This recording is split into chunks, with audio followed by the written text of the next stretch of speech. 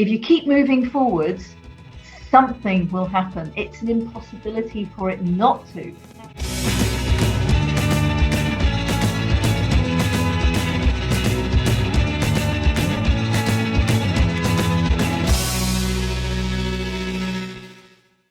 Knew I was a troublemaker actually not until I had my daughter at the age of 36, because up until that point I hadn't seen myself as a troublemaker. I'd seen myself as a perfectly ordinary human being, and everyone else around me had just, was completely mad, didn't understand anything. I knew everything when I was 15 years old, which is why I didn't need to go to school anymore, and set off traveling around the world. But every part of my life, when I had my daughter, looked back on and went, oh yeah, okay, yeah, that you were a troublemaker there. Oh God, you were hugely rebellious there. Yeah, very angry there.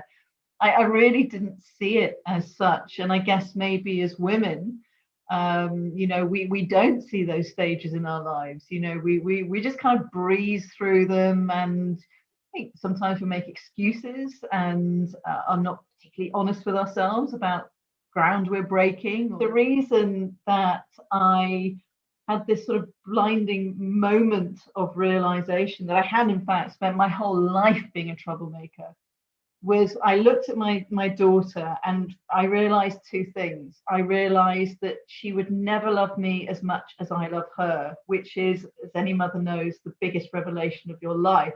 And then I looked at my mother, who was sitting there beaming, and thought, my mum has spent my whole life knowing that I can't love her as much as she loves me, and she's put up with everything I've done to her, which was just this moment, of one passing of one female generation to the next, and looking at my daughter and hoping that she would also be a troublemaker, and looking at my mum and knowing she actually had been in her time as well.